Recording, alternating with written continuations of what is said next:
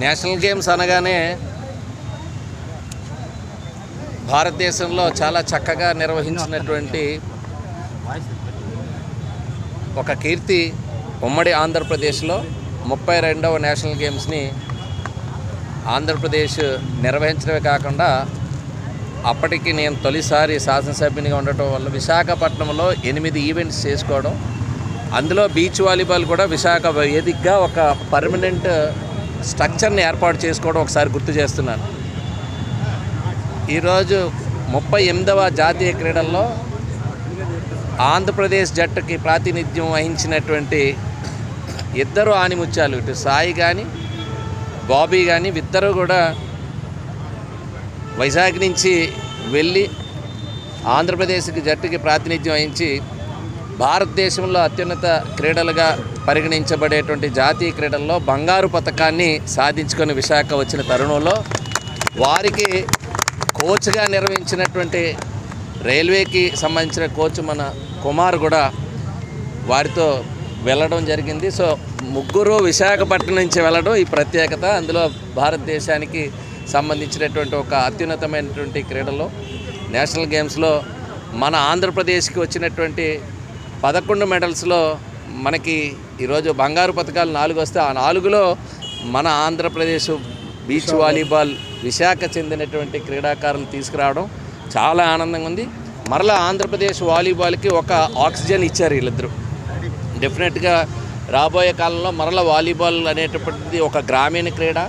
మన ఆంధ్రప్రదేశ్లో కబడ్డీ, వాలీబాల్ ఇవన్నీ కూడా గ్రామాల్లో ప్రతి ఒక్కరు కూడా చాలా అంటే తక్కువ ఖర్చుతో, ఎందుకంటే ఆ మైదానాల్ని సొంతంగా ఏర్పాటు చేసుకొని నెట్ కట్టుకొని బాల్ కొనుక్కొని ఆడేటువంటి సంస్కృతి మన ఉత్తరాంధ్రలో కూడా ఎక్కువ ఉంది. ప్రతి గ్రామంలో ఒక పండగ జరిగిందంటే ఆ పండగలో వాలీబాల్ పోటీలు జరుగుతూ ఉంటాయి. ఆ పండగ పోటీల్లో వీళ్ళందరూ కూడా సెల్ఫ్ మేడ్ ప్లేయర్స్గా తయారు కావడానికి ఇక్కడ ఎంకరేజ్ చేస్తున్నటువంటి గ్రామీణ క్రీడలు ఎంకరేజ్ చేస్తున్నటువంటి ప్రతి గ్రామంలో ఉండేటువంటి వాలీబాల్ అభిమానులు కూడా ఈ విజయంకి మరి దోహదపడుతుంది. ఎందుకంటే ఇట్లాంటి టోర్నమెంట్స్ ఎక్కువ ఆడటం వల్ల వీరందరూ కూడా ఎక్స్పీరియన్స్ చేశారు.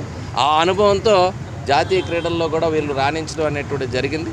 డెఫినెట్గా ఈ స్ఫూర్తితో రాబోయే కాలంలో కూడా విశాఖపట్నం బీచ్ వాలీబాల్కి సంబంధించినటువంటి బీచ్ క్రీడలకు సంబంధించి వేదిక కావాలని, ఒక స్పోర్ట్స్ హబ్గా విశాఖపట్నం ఆంధ్రప్రదేశ్లోనే క్రీడా రాజధానిగా కావడానికి ముఖ్యంగా ఇక్కడ అసోసియేషన్ యాక్టివిటీస్ ఎక్కువ ఉన్నాయి.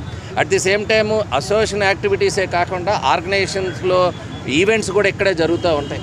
నేషనల్ ఇంటర్నేషనల్ ఈవెంట్స్ జరగడానికి దోహదపడ్డాయి. గతంలో కూడా రోలర్ స్కేటింగ్కి, బీచ్ వాలీబాల్కి కానీ ఇవన్నీ కూడా వడా పార్క్లో కానీ ఇక్కడ కానీ ఏదైతే అప్పుడు ఏర్పాటు చేసుకున్న వసతులన్నీ కూడా నేషనల్ గేమ్స్ నిర్వహించడం వల్ల వచ్చినాయి. కాబట్టి రాబోయే కాలంలో ఇంకా ఇలాంటి ఈవెంట్స్ జరగాలి.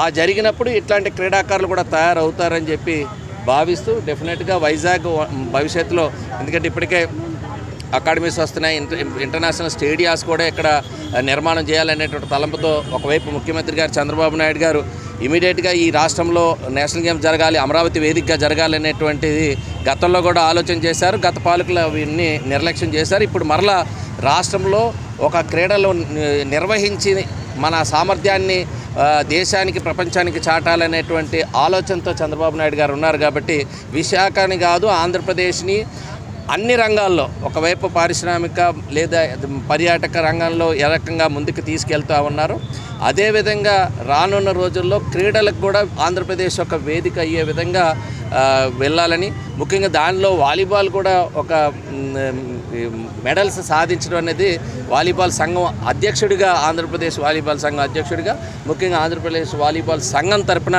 వీరికి జట్టుకి సభ్యులు ఇద్దరికీ మరియు కోచ్కి మా అభినందనలు తెలియజేస్తాం.